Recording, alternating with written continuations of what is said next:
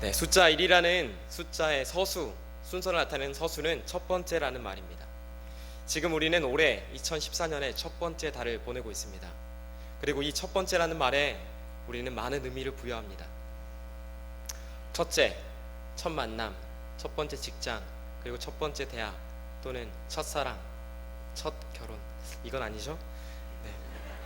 여하튼 우리는 첫 번째라는 말에 아주 중요한 의미를 갖게 생각을 합니다. 그리고 여기에 의미를 많이 부여합니다. 그래서 사람들은 새해 첫 번째 시작을 아주 의미 있게 보내려고 많은 노력을 합니다. 어떤 사람들은 보신각에 가서 제야의 종소리를 들으면서 첫 번째를 맞이하려고 합니다. 어떤 사람들은 우리나라의 가장 동쪽에 위치한 정동진에 가서 새해 첫 번째 해가 떠오르는 것을 바라보려고 합니다. 우리는 어떠했습니까? 우리는 송구영신 예배를 드리면서 하나님께 우리의 가장 첫 번째 시간을 귀하게 드렸습니다. 이렇게 평소에 하지 않는 특별한 행동을 우리가 함으로써 우리는 새해 그 첫 번째 시간을 뭔가 특별한 것으로, 뭔가 새로운 것으로 만들려고 노력을 합니다. 그런데 왜 새로움을 추구하는 것일까요? 왜 이렇게 처음을 특별하게 만들려고 하는 것일까요? 이것은 우리가 뭔가 더 나은 삶을 살려고 하는 그런 노력이 담겨 있다고 생각을 해야 됩니다. 내가 비록 작년에는 제대로 못 살았지만 내년에는, 그리고 지금 올해에는 좀 더 나은 삶을 살아야겠다. 혹은 내가 작년에는 그래 그럭저럭 잘 살았어, 하지만 올해에는 좀 더 나은 삶을 살아야겠어 라는 그런 다짐을 가지고 그렇게 뭔가 특별한 행동을 하는 것입니다. 아무도 내가 작년에는 잘 살았지만 올해에는 좀 망가져 볼까? 올해는 좀 막 살아볼까? 라는 생각을 하시는 분은 한 분도 없으실 것입니다. 우리는 송구영신 예배 또는 신년 예배를 통해서 우리의 새해 기도 제목과 다짐을 적어서 하나님께 드렸습니다. 그리고 지금까지 우리는 그 다짐과 노력을 하기 위해서, 다짐이, 우리의 기도가 이루어지기 위해서 어떤 노력을 하고 계셨습니까? 제가 좋아하는 한자성어가 있습니다. 제가 아는 한자성어가 그렇게 많지 않기 때문에 머릿속에 아주 잘 기억되고 있는 그런 한자성어입니다. 저는 고등학생 때에 한문 시간이 있었습니다. 그리고 그때 한문 선생님께서 오늘 이 한자성어를 저에게 말씀해 주셨습니다.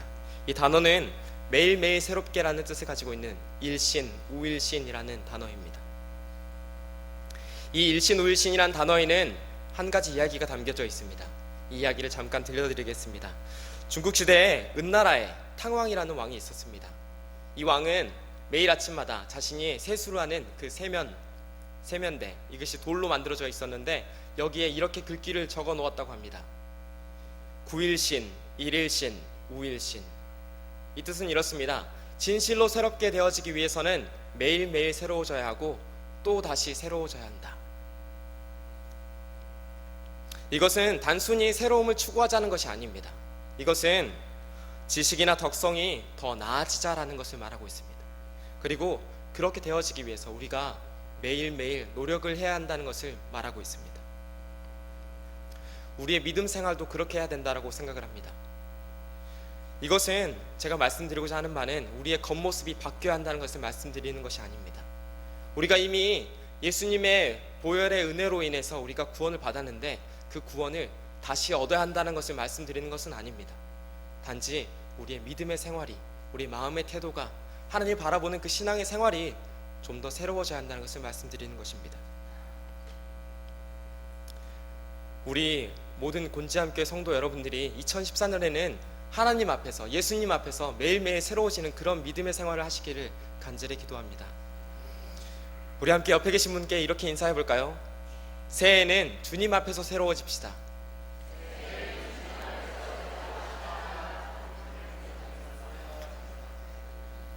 네. 오늘 우리가 함께 읽었던 말씀은 새로워지는 것이 얼마나 중요한 것인지를 잘 보여주는 그런 말씀입니다. 그렇기 때문에 우리가 한번 이 말씀을 다시 읽었으면 좋겠습니다. 자, 다시 교독하시겠습니다. 이에 예수께서 무리와 제자들에게 말씀하여 이르시되 그러므로 무엇이든지 그들이 말하는 바는 행하고 지키되 그들이 하는 행위는 본받지 말라. 그들은 말만 하고 행하지 아니하며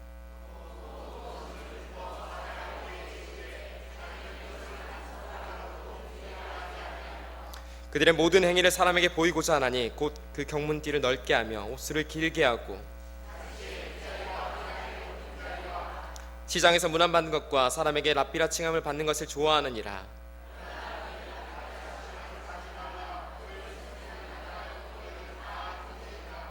땅에 있는 자를 아버지라 하지 말라. 너희 아버지는 한 분이시니 곧 하늘에 계신 이시니라.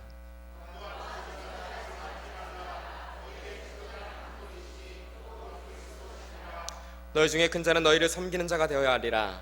누구든지 자기를 높이는 자는 낮아지고 누구든지 자기를 낮추는 자는 높아지리라. 아멘. 오늘의 말씀은 마태복음 후반부에 위치하고 있는 말씀으로서 예수님께서 예루살렘 성전에 들어가셔서 성전에서 자신을 말의 올무에 걸려 넘어지게 하려는 서기관과 바리새인들 그리고 사두개인들과 신랄한 논쟁을 벌이신 이후에 다시금 이렇게 그들에 대해서 평가하는 그런 말씀을 담고 있습니다. 예수님께서는 그들과 어떤 논쟁을 하셨습니까? 첫 번째는 이런 것이었습니다. 가이사에게, 당시에 총독이었던 가이사에게 과연 세금을 내는 것이 맞습니까? 틀립니까? 라고 이렇게 물어봤습니다. 두 번째는 이런 것이었습니다. 7명의 형제가 있는데 첫째가 한 여자에게 장가들었다가 죽었습니다. 이렇게 해서 7명이 다 죽었는데 부활한다면은 이 여자는 누구의 아내가 되는 것입니까? 세 번째는 이런 것이었습니다. 성경 속에서 가장 첫째 되는 계명은 무엇입니까? 라는 이런 신랄한 토론을 하셨습니다. 예수님께서는. 그리고 예수님께서는 이 말의 올무에 걸려 넘어지지 않으셨을 뿐더러 오히려 그들에게 하나님 나라가 어떤 것인지를 분명히 말씀해 주셨습니다. 그리고 오늘의 말씀이 이어집니다. 그리고 오늘의 말씀 이어서는 예수님께서 평소와 답지 않은 모습을 보여주십니다. 예수님은 평소에 온화하시고 인자하시고 사람들에게 사랑을 베풀어 주시는 말씀을 하셨지만 오늘 말씀 이후에 나오는 말씀에서는 이들에게 화를 선포하시며 저주하시며 그들에게 악독한 말을 하십니다. 우리가 이렇게 이어지는 성경의 흐름을 기억하시면서 오늘의 말씀 속으로 더 깊이 들어가시겠습니다. 오늘 본문은 크게 두 부분으로 나뉘어져 있습니다. 1절부터 7절에 이어지는 말씀은 바리새인과 서기관들에 대한 예수님의 비판적인 평가가 담겨져 있습니다. 그리고 8절에서 12절까지 이어지는 말씀은 예수님께서 모여있는 무리와 제자들에게 교훈을 남기셨습니다. 우선 예수님께서 바리새인들과 서기관들에게 어떤 비판적인 평가를 하셨는지 한편 살펴보시겠습니다. 예수님께서 우선 이렇게 말씀하셨습니다. 3절의 말씀입니다. 그러므로 무엇이든지 그들이 말하는 바는 행하고 지키되 그들이 하는 행위는 본받지 말라. 그들은 말만 하고 행하지 아니하며. 여기서 예수님께서 말씀하신 동사가 세 가지가 등장합니다. 첫 번째는 행하라, 두 번째는 지켜라, 그리고 본받지 말라. 이런 세 가지 동사를 예수님께서는 말씀하셨습니다. 보셔서 아시겠지만 긍정의 의미가 두 가지고 부정의 의미가 한 가지입니다. 예수님께서 이들에 대해서 긍정으로 말씀하신 것은 그들의 가르침과 그들의 말에 타당성이 있다는 것을 말씀하신 것입니다. 그들이 예수님을 대적한다고 해서 그들의 가르침이나 말하는 바가 모두 틀렸다라고 말을 하는 것은 아니라 그럼에도 불구하고 그들에게 뭔가 배울 점이 있고 그럼에도 불구하고 그들의 말에 타당성이 있다는 것을 예수님께서 말씀하신 것입니다. 물론 그들이 말하는 바가 다 옳지는 않습니다. 그리고 그들이 말하는 바가 모두 다 틀린 것도 아닙니다. 우리는 그렇기 때문에 어떤 사람의 말을 들을 때에 이거를 분별해야만 합니다. 하지만 우리는 그렇게 잘하지 못합니다. 우리는 가끔씩 실수를 합니다. 상대방이 분명 나에게 많은 잘못을 했습니다. 상대방이 나에게 씻을 수 없는 오명을 남겼습니다. 상대방이 내 마음을 후벼 파는 그런 상처의 말을 주었습니다. 나와 관계를 끊을 만한 그런 깊은 상처를 주었습니다. 그래서 나는 그 사람의 말을 무조건 반대합니다. 그 사람의 말이라면 무조건 거절합니다. 그 사람의 말이라면 듣기도 싫어합니다. 우리는 이런 실수를 가끔씩 범하고 살아갑니다. 그러나 이것은 현명하지 않습니다. 이것은 우리의 감정이 우리의 판단을 넘어서기 때문입니다. 아니 머리로는 이해가 될지라도 감정적으로 내 마음적으로 도저히 용납하지 않는 것입니다. 우리는 우리의 감정이 우리를 다스리게 내버려 두어서는 안 됩니다. 그래서 우리에게 필요한 것이 바로 분별하는 마음입니다. 이 분별하는 마음의 기준은 무엇입니까? 우리가 분별하는 마음의 기준을 두어야 할 곳은 바로 하나님입니다. 하나님의 마음입니다. 로마서 12장 2절에는 이렇게 말씀하고 있습니다. 함께 읽으시겠습니다. 너희는 이 세대를 본받지 말고 오직 마음을 새롭게 함으로 변화를 받아 하나님의 선하시고 기뻐하시고 온전하신 뜻이 무엇인지 분별하도록 하라. 아멘. 우리는 다른 이들의 말과 가르침을 분별해야만 합니다. 그리고 만약에 분별했을 때 그들의 말과 가르침이 타당성이 있다, 배울 점이 있다, 행해야 할 점들이 있다 라고 생각되었으면 지켜서 행해야 합니다. 그러나 예수님께서는 이들에 대해서 본받지 말라고 말씀하셨습니다. 모여있는 무리와 제자들에게 본받지 말라고 말씀하셨습니다. 어떤 것을 본받지 말라고 말씀하셨을까요? 첫 번째는 말만 하고 행하지 않는 것이었습니다. 3절 후반절과 4절에 이어지는 말씀을 함께 읽으시겠습니다. 그들은 말만 하고 행하지 아니하며 또 무거운 짐을 묶어 사람의 어깨에 지우되 자기는 이것을 한 손가락으로도 움직이려 하지 아니하며. 바리새인들과 서기관들은 어떤 사람이었을까요? 제가 생각했을 때 이 사람들은 정말 말을 잘하는 사람들이었습니다. 그리고 이 사람들은 아주 똑똑한 사람들이었습니다. 예수님을 말의 올무로 걸려 넘어지게끔 하려고 시도를 했다는 것만 봐도 우리는 이 사람들이 성경적으로 지식이 해박하다는 걸 알 수 있습니다. 예수님이셨기에 그들의 말의 올무에 걸려 넘어지지 않으셨을 뿐이지, 만약에 우리가 이 사람들과 대적에서 만났다면, 이 사람들이 우리에게 말의 올무를 걸려 넘어지게끔 시도를 했다면 우리는 분명히 넘어졌을 것입니다. 이처럼 그들의 가르침과 말하는 것은 아주 타당성이 있고 현명한 것이었습니다. 그래서 그 사람들의 가르침은 다른 사람들에게 큰 영향력을 끼쳤을 것입니다. 그리고 또한 이들은 율법에 있어서 열정이 있었고 또한 헌신이 있었고 재능이 있었던 사람들이었습니다.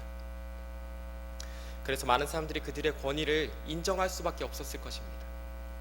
이 권위 덕분에 이들의 가르침, 이들의 말은 당시 사람들에게 하나님의 말씀이라고 여겨질 정도로 그렇게 영향력이 있는 말씀이었습니다. 그러나 중요한 것은 무엇입니까? 이들이 행하지 않았다는 것입니다. 아무리 좋은 가르침과 말을 할지라도 머리와 입술로만 할 뿐이었습니다. 예수님께서는 바로 이 점을 비난하셨습니다. 이어서 예수님께서 비난하신 것, 예수님께서 본받지 말라고 하신 것은 이것이었습니다. 바리새인들과 서기관들의 외식함 그리고 교만함을 본받지 말라고 말씀하셨습니다. 5절에서 7절의 말씀을 제가 읽어드리겠습니다. 그들의 모든 행위를 사람에게 보이고자 하나니 그 경문띠를 넓게 하며 옷수를 길게 하고 잔치의 윗자리와 회당의 높은 자리와 시장에서 문안 받는 것과 사람에게 랍비라 칭함을 받는 것을 좋아하느니라. 그들의 삶은 보여주는 것에 초점을 두고 있었습니다. 다른 사람들의 시선을 신경 쓰면서 살았습니다. 그리고 자신들의 삶의 모습이 다른 사람들의 눈에 거룩하게 비춰지기를 원했습니다. 그래서 내 삶이 그들보다 더 거룩한 삶인 것처럼 그렇게 살았습니다. 이런 외식하는 모습을 예수님께서 얼마나 싫어하셨는지를 27절에서 이렇게 기록하고 있습니다. 화 있을진저 외식하는 서기관들과 바리새인들이여, 회칠한 무덤 같으니 겉으로는 아름답게 보이나 그 안에는 죽은 사람의 뼈와 모든 더러운 것이 가득하도다. 사람들에게 아름답게 보이는 것 중요합니다. 하지만 겉모습만 아름답게 꾸민다고 해서 그 사람을 아름답다고 말할 수는 없는 것입니다. 속사람이 중요합니다. 속사람이 썩어서 부패해가면서 냄새가 나는데 어떻게 그 사람을 아름답다고 할 수 있겠습니까? 속사람이 살아서 향기가 나야지만 그 사람을 아름답다고 할 수 있는 것입니다. 우리 모두는 예수님께서 말씀하신 것처럼 바리새인들과 서기관들의 가르침은 지키고 행하되 그들의 모습은 본받지 않아야 될 것입니다. 오늘 말씀의 두 번째로 제가 말씀드리고자 하는 바는 이것입니다. 하나님을 기억하라는 것입니다. 예수님께서는 무리와 제자들에게 세 가지 호칭에 대한 가르침을 전하셨습니다. 첫 번째는 이것이었습니다. 선생이라 칭함을 받지 말라. 8절의 말씀입니다. 그러나 너희는 랍비라 칭함을 받지 말라. 너희 선생은 하나요 너희는 다 형제니라. 이 말씀에 등장하는 랍비는 이런 뜻을 가지고 있습니다. 나의 선생님, 나의 주인. 당시 유대 문화에서 랍비는 아주 중요한 사람이었습니다. 단지 어떤 과목을 가르치는 선생님이 아니라 그 이상의 그런 의미를 가지고 있었습니다. 당시 사회의 지도자였으며 종교적으로, 사회적으로, 그리고 정치적으로 아주 중요한 위치에 있는 사람이었습니다. 또한 이 사람은 율법 교사로서 하나님의 말씀을 가장 우선시하는 유대 나라의 문화에서 아주 중요한 위치에 있는 사람이었습니다. 그렇기 때문에 랍비란 호칭은 사람에게 주어질 수 있는, 그 당시 사람들에게 주어질 수 있는 아주 명예로운 호칭이었습니다. 그래서 랍비라고 불린다는 것은 그 사회에서 정말 명예로운 호칭을 얻게 되는 것이고, 명예로운 직위를 얻게 되는 것이고, 명예로운 삶이 주어지는 것이었습니다. 우리는 분명히 삶을 살아가면서 선한 영향력을 끼치며 살아야 합니다. 그런데 이렇게 영향력을 끼치는 그런 삶의 자리에 올라가고 갈 수 있는데, 예수님께서는 왜 우리들에게, 이 모인 무리들과 제자들에게 랍비라 칭함을 받지 말라고 말씀하셨을까요? 이에 대한 대답을 우리는 뒤이어지는 말씀에 좀 더 주목을 해봄으로써 찾을 수 있습니다. 뒤이어지는 말씀은 이것입니다. 너희 선생은 하나요, 너희는 다 형제니라. 그렇습니다. 우리는 모두는 하나님의 자녀입니다. 우리 모두가 다 하나님의 피조물입니다. 그리고 우리에게 진리에 대해서 말씀해 주실 수 있는 분은 오직 한 분밖에 없습니다. 그분이 바로 하나님이십니다. 하나님, 그리고 그분의 아들이신 예수님 외에 과연 누가 감히 진리를 말할 수 있겠습니까? 그렇기 때문에 예수님께서는 이것을 말씀하신 것입니다. 진정으로 선생님이라 칭할 수 있는 분은 하나님밖에 없다. 두 번째 호칭에 대한 가르침은 이것이었습니다. 아버지라 하지 말라. 9절의 말씀을 제가 읽어드리겠습니다. 땅에 있는 자를 아버지라 하지 말라. 너희의 아버지는 한 분이시니 곧 하늘에 계신 이시니라. 저는 이 말씀을 어렸을 때 읽고 한참을 고민했었습니다. 과연 아버지를 어떻게 불러야 하는 것일까? 어떤 우스갯소리에 보니까 아버지를 보고 형님이라고 부르는 그런 우스갯소리를 발견했던 적도 있었습니다. 네, 이 말씀은 그런 뜻이 아닙니다. 육신의 아버지를 아버지라 부르지 말라는 그런 뜻이 아닙니다. 홍길동처럼 아버지를 아버지라 부르지 못하게 하기는 그런 명령이 아닙니다. 이것은 8절의 말씀에 이어서 우리가 생각을 해야 하는 것입니다. 우리의 진정한 아버지는 하늘에 계신 하나님이십니다. 오늘 오전에 설교를 들으신 분은 다 아시겠지만 목사님께서 말씀하신 것처럼 아버지는 자식을 한없이 그냥 사랑하는 존재입니다. 자녀를 정말로 그냥 어떤 잘못을 해도 그냥 사랑할 수 있는 그런 존재입니다. 그리고 아버지는 사랑을 베풀어 주는 그런 사람입니다. 그런데 육신의 부모님의 사랑이 정말 크고 놀랍지만 하나님의 사랑에 비교하면 그것은 정말 바다에 던져진 돌과 같습니다. 진정한 사랑을 보여줄 수 있으신 분, 또한 그 사랑 자체이신 분은 하나님밖에 없습니다. 요한일서 4장 16절은 분명히 이렇게 기록하고 있습니다. 하나님은 사랑이시라. 세 번째 가르침은 이것입니다. 지도자라 칭함을 받지 말라. 10절의 말씀을 우리가 함께 읽겠습니다. 또한 지도자라 칭함을 받지 말라. 없으시죠? 죄송합니다. 또한 지도자라 칭함을 받지 말라. 너희의 지도자는 한 분이시니 곧 그리스도시니라. 지도자는 어떤 사람입니까? 지도자, 영어로 리더라는 말은 이끌어가는 사람을 말합니다. 그리고 이끌어간다는 것은 그 무리와 함께 동행하는 것을 말합니다. 그 무리에 앞장서서 나아가는 것을 말합니다. 또한 지도자란 그 무리의 모든 행동에 있어서 책임을 지는 사람을 말합니다. 그렇기 때문에 우리는 다른 사람에게 있어서 지도자라 칭함을 받지 말아야 합니다. 왜냐하면 우리가 그들의 삶을 책임져 줄 수 없기 때문입니다. 우리가 그 사람들과 함께 동행할 수 없기 때문입니다. 우리에게 있어서 지도자는 한 분밖에 없습니다. 우리와 늘 동행하시며 우리 삶을 책임져 주실 수 있으신 분, 그분이 바로 예수 그리스도십니다. 우리에게 있어서 진리를 가르쳐 주시고 사랑을 보여주시고 또한 우리의 삶을 끌어가시며 동행하시며 책임지실 분, 그 한 분이 누구십니까? 그분이 바로 하나님이십니다. 그렇다면 우리는 어떤 사람일까요? 우리는 어떤 존재일까요?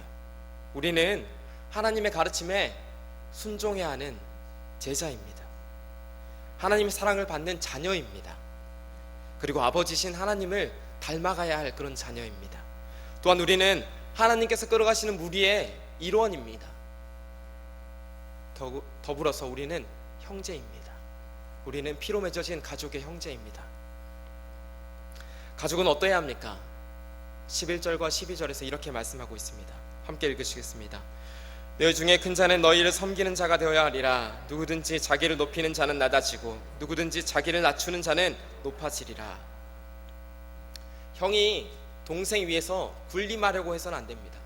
형이 동생을 돌봐야 합니다. 보살펴 주어야 합니다. 챙겨줘야 합니다. 동생은 형에게 대들어서는 안 됩니다. 동생은 형에게 모든 것을 그냥 당연히 요구해서도 안 됩니다. 동생은 동생 나름대로 형을 섬겨야 합니다. 우리는 모두 하나님을 아버지로 모시고 살아가는 형제입니다. 그렇기 때문에 우리는 서로 섬기는 자가 되어야 합니다.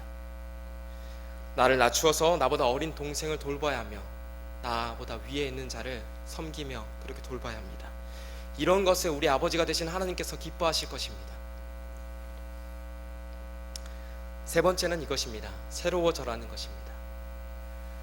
제가 오늘의 말씀을 준비하면서 또한 한 주간 묵상하면서 제 자신을 돌아보는 시간을 가졌습니다. 교회 수첩을 며칠 전에 작업하시던 배 목사님이 저에게 물어보셨습니다. 샬롬 찬양단을 지도하시는 분이 전도사님이시죠? 라고 물어보셨습니다. 또한 유년부에 2014년 교육계획서를 작성하면서 거기 지도자란에 제 이름이 올라간 것을 보았습니다. 또한 여러분들이 가지고 계신 주보에 오늘 오후 찬양 예배 인도자로 제 이름이 올라간 것을 보았습니다. 저에게 있어서 곤지암교회는 첫 번째 사역지입니다. 제가 목회의 길로 들어서기 위해서 결심을 하고 결단한 다음에 신학교에 들어갔을 때 저를 처음으로 전도사로 불러준 곳, 바로 그곳이 이곳 곤지암교회입니다. 처음 유년부에서 설교 준비를 할 때 이런 기도를 했었습니다. 이 기도를 하면서 처음 느꼈던 그런 감정은 두려움이었습니다. 그래서 하나님께 이렇게 기도했습니다. 하나님, 어떻게 말씀을 전해야 합니까? 어떤 말씀을 전해야 합니까? 만약에 제가 말씀을 잘못해서 아이들이 하나님에 대해서 잘못된 기억을 갖게 되면 어떻게 합니까? 하나님, 제발 저의 말이 아이들에게 기억되는 것이 아니라 하나님의 그 모습 자체가 기억되게 하시옵고 하나님의 그 사랑이 기억되게 해주시옵소서 라고 기도했었습니다. 그리고 처음 샬롬 찬양단을 인도했을 때가 기억이 납니다.